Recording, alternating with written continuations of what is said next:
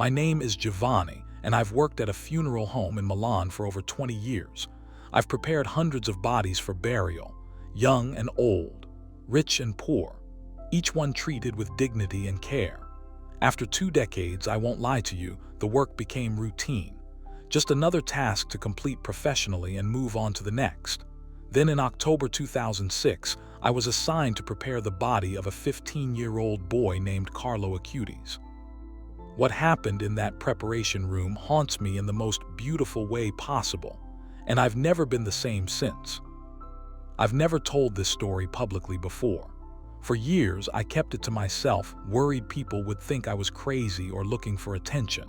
But after Carlo's beatification in 2020, after seeing millions of people devoted to him, after watching young people find faith through his story, I realized my silence was selfish. What I experienced that day isn't just my story. It's Carlo's story, and it needs to be told. If you're ready to hear what really happened when I dressed Carlo Acutis for the last time, hit that like button right now. Share this with anyone who questions whether holiness is real. And subscribe, because what I'm about to tell you changed my understanding of death, sanctity, and God's presence in ways I'm still processing nearly 20 years later. The call came on the evening of October 12, 2006. A family needed our services. Their 15-year-old son had died that morning from leukemia. I remember feeling that familiar heaviness. Preparing a child's body is always harder than preparing an adult's, even after years of doing this work. I have children of my own. Every time I work on someone young, I think about them. I arrived at the Acutis home around 7 in the evening. The family was devastated, as you'd expect. The mother, Antonia, could barely speak through her tears. The father, Andrea, was trying to hold himself together for his wife and younger family members. They showed me to the room where Carlo's body lay. When I first saw him, my initial thought was how young he looked. 15 is so young. He was lying on his bed, dressed in a hospital gown. His face was pale, but there was something about his expression that struck me immediately. I've seen hundreds of faces in death. Most show some sign of struggle, some evidence of that final battle between life and death. But Carlo's face looked peaceful in a way I'd rarely encountered, like he was sleeping, just resting. I began my work, doing the initial preparations. This is technical stuff I won't go into detail about, just the necessary steps before dressing and preparing a body for viewing. I've done it so many times I can almost do it on autopilot. But as I worked on Carlo, I started feeling something unusual. Write in the comments if you believe God's presence can be felt in physical ways. What I experienced that night challenges everything I thought I knew about the boundaries between the natural and supernatural. At first, I thought I was imagining it. A warmth. Not physical warmth, the body was cool, as bodies are after death, but an internal warmth, like something was radiating toward me. I remember thinking maybe I was just emotional because he was so young, that I was projecting feelings onto the situation. But the sensation grew stronger. And then something happened that had never happened to me in 20 years of this work. I felt an overwhelming urge to pray, not just a passing thought like I should say a prayer for this kid. An actual compulsion, like something was prompting me from inside my chest. I'm a Catholic technically, baptized as a baby, went to Mass occasionally, believed in God in that abstract way many people do, but I wasn't devout. I didn't pray regularly. I certainly had never prayed while preparing a body. Yet standing there with Carlo, I found myself saying the Our Father out loud. My own voice surprised me, speaking words I hadn't said in months, maybe years. And as I prayed, the feeling intensified. This peace washed over me, not the absence of feeling, but the presence of something good, something holy. I had tears running down my face, and I didn't even understand why. I stopped working and just looked at Carlo's face, and I had this knowing, I can't describe it better than that. A deep interior certainty that this boy had been someone special, someone close to God, that his life had meant something far beyond what most lives mean. Remember, at this point I knew almost nothing about Carlo. The family had told me basic facts: died from leukemia, age 15, sudden illness. That's it. I didn't know about his faith, his devotion to the Eucharist, his daily mass attendance, the website he'd created, nothing. Yet somehow, standing there with his body, I knew he had been holy. This is the perfect moment to share this video with anyone who needs to know that holiness is real and recognizable. Hit subscribe and turn on notifications, because what I'm about to tell you gets even more extraordinary. The next part of my task was dressing Carlo. This is always the most difficult part emotionally, especially with children. You're handling this body that was so recently a living, breathing person, putting clothes on them for the last time they'll ever wear clothes. It's intimate and sad in a way that's hard to explain. Antonia had brought me the clothes Carlo would be buried in, and when she handed them to me, I was surprised. Not a suit, not formal clothes, jeans, sneakers, a casual polo shirt. In 20 years, I'd never buried anyone in sneakers. "This is what Carlo wanted," Antonia told me through her tears. "He told me once, 'If I die young, Mama, bury me in my jeans and sneakers. I want people to know that saints don't have to look different from everyone else.'" Those words hit me, though I didn't fully understand them at the time. I took the clothes and went back to the preparation room to dress him. This is where what I'm about to tell you becomes difficult to explain. I've thought about how to describe it for years, and I still don't have adequate words, but I'll try. When I lifted Carlo's body to put on the jeans, the feeling I'd had earlier, that peace, that warmth, intensified dramatically, and it was joined by something else. Joy. I felt joy. How do you feel joy when dressing a dead 15-year-old? It doesn't make rational sense, but the feeling was undeniable, overwhelming, impossible to ignore. It was like whoever Carlo had been, whatever spirit had animated this body, wanted me to know that death wasn't the end, that he was okay, more than okay, happy, that he was home. I found myself talking to him. This had never happened before with any other body. I said things like, "You're going home, aren't you, Carlo? You're with Jesus now." I felt foolish talking to a dead body, but the words came naturally, like I was having a conversation with someone who could actually hear me. The jeans and sneakers struck me as I dressed him. They were so normal, so teenage, so completely ordinary. Yet dressing this body in these ordinary clothes felt like the most sacred thing I'd ever done. Like I was clothing a saint, not in ornate religious vestments, but in the clothes of everyday life. And I understood something in that moment. Carlo's message, even in death, was about accessibility. He was saying, "See, I was just a regular kid. I liked regular things, but I also loved God completely. Anyone can do what I did. Anyone can be holy while being themselves." Leave a comment if Carlo's choice to be buried in jeans and sneakers inspires you. That simple choice has become one of the most powerful aspects of his witness. After I finished dressing him, I stepped back and looked at what I'd done. Carlo lay there in his jeans and sneakers, looking like any teenager, except he didn't look like any teenager. There was something about him, even dead, even lifeless, that was different, special, holy. I called the family in to see him. Antonia approached slowly, fresh tears streaming down her face. She looked at her son dressed as he'd wanted and whispered, "He looks like himself. He looks like he's just sleeping." I watched as the family said goodbye. Despite their grief, despite the devastating loss, there was this underlying peace in the room, real peace. The kind that doesn't make sense in the presence of death, but that was undeniable nonetheless. Carlo's father placed his hand on his son's chest and said something I've never forgotten. "You did what you came here to do, Carlo. You showed us how to love God. Now go and be with him." After the family left, I stayed behind to complete the final preparations, and I found myself reviewing my own life, my choices, my relationship or lack of relationship with God.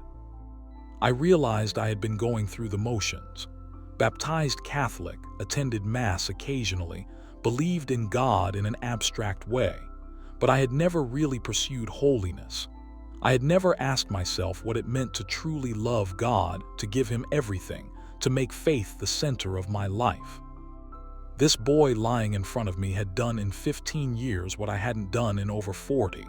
He had lived for God completely, and looking at him, I wanted that. I wanted the kind of relationship with God that could make someone face death at 15 with peace. I wanted the kind of faith that could radiate from a body even after death. Share this video with anyone who has lost faith or who thinks holiness is impossible for ordinary people. Subscribe and turn on notifications because Carlo's impact on my life was just beginning. I went home that night and told my wife everything. She listened with growing amazement as I described what I'd felt, the peace, the joy, the sense of holiness that had filled that room. "Maybe God let you feel that so you would tell others," she said. "Maybe Carlo's mission includes touching people even through his death, and you're one of the people he was meant to touch." I didn't tell anyone else about my experience for a long time. I worried people would think I was crazy, but I couldn't shake what had happened. It had changed me, and the changes were visible to everyone who knew me. I started attending Mass every Sunday without fail. Then I began going to daily Mass several times a week. I developed a devotion to the Eucharist, learning about the real presence, beginning to understand why Carlo had been so devoted to it. I started praying the Rosary daily. My wife said I was becoming a different person, and she was right. Carlo had been dead for maybe 2 hours when I prepared his body. 2 hours. But in that brief encounter with his remains, he taught me more about faith than years of Sunday homilies had. He taught me that holiness is real, that God's presence is real, that saints aren't just stories from books but actual people who walk among us. I attended Carlo's funeral on October 14, 2006.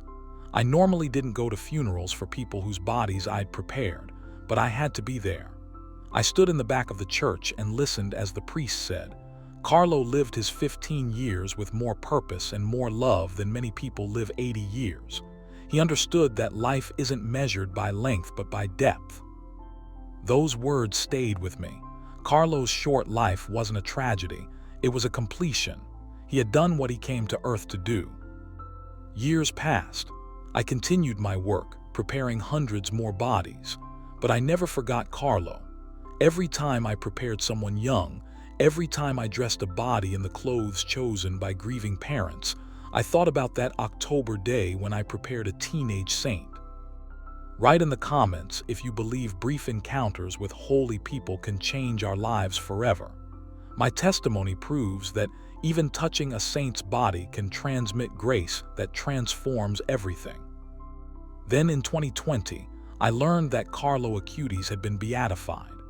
The boy whose body I had prepared 14 years earlier was now blessed Carlo Acutis, one step away from official canonization. The church had investigated his life, declared his virtues heroic, approved a miracle attributed to his intercession. When I heard the news, I wept. I wept because I had known. I had felt it that day in 2006.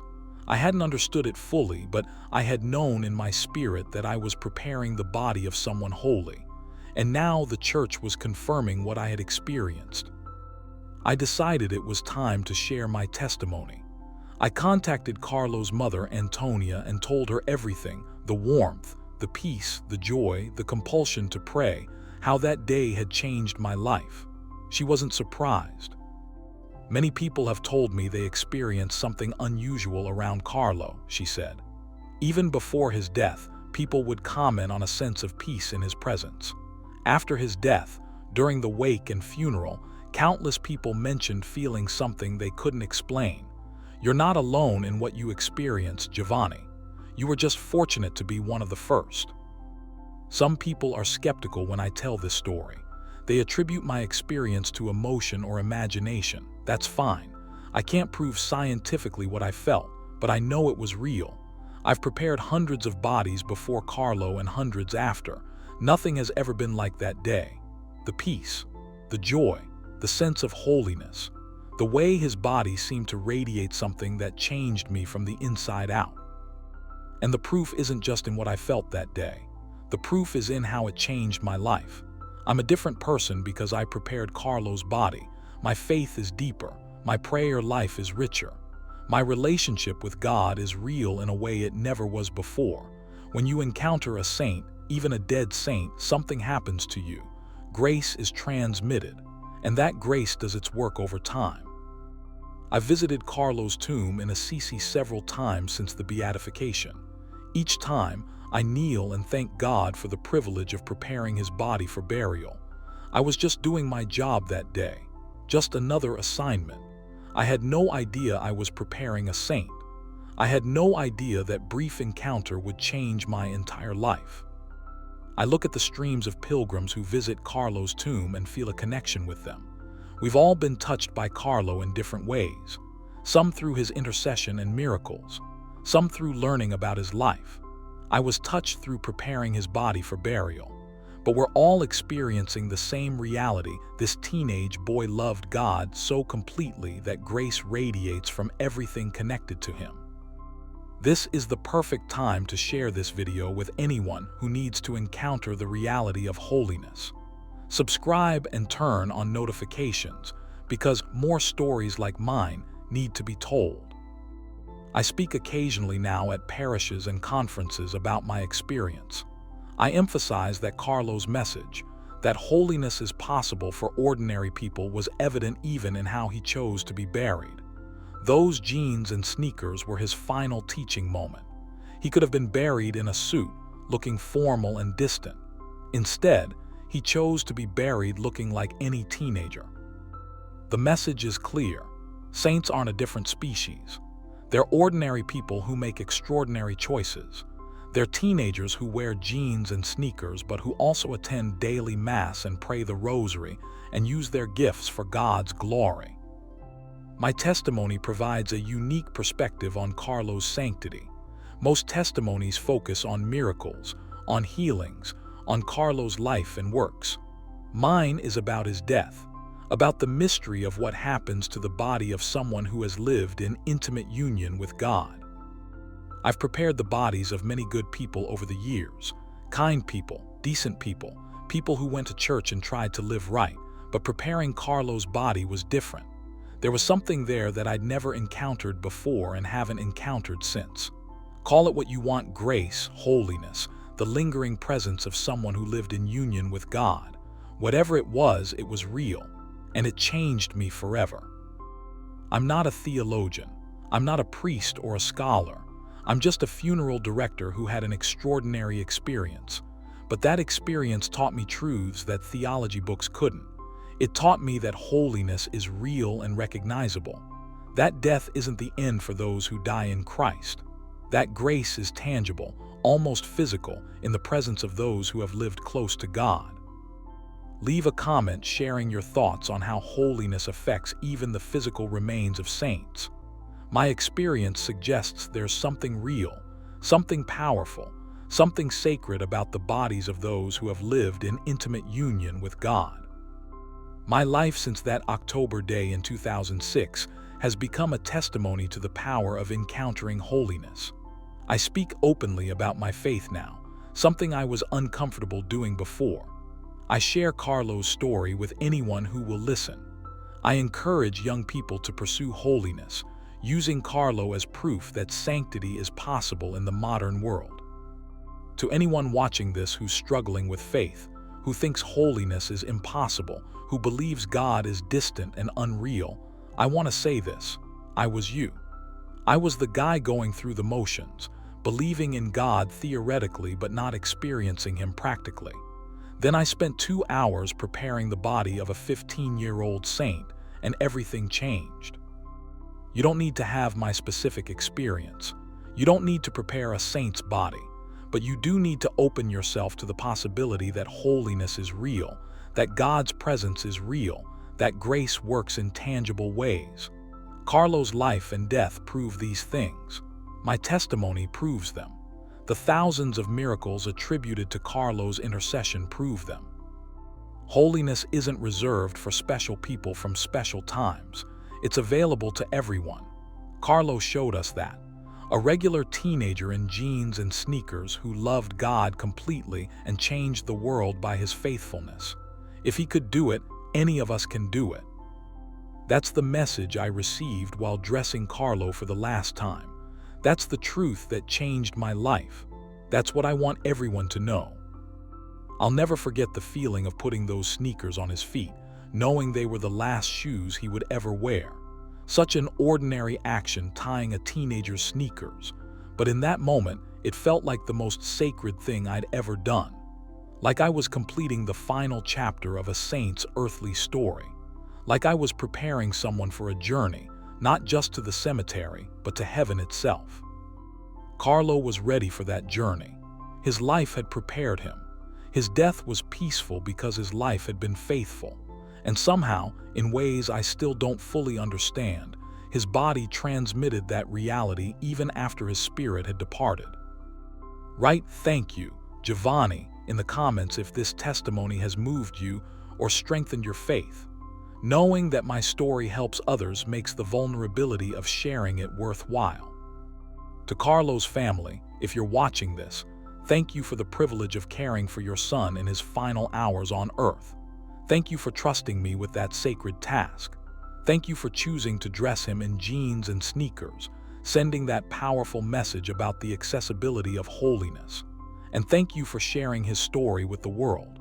Because of your faithfulness in raising him and your courage in sharing him, millions have been touched by his witness. To everyone else, I leave you with this: holiness is real. Saints walk among us, often unrecognized until after their death. Grace is tangible and powerful. Death is not the end, but a transition. And God's presence can be felt even in the most unexpected places, even in a funeral preparation room, by an ordinary man doing ordinary work on the body of an extraordinary boy. Carlo Acutis changed my life. He can change yours too. Open your heart to his message. Learn about his devotion to the Eucharist. Follow his example of living faithfully in ordinary circumstances.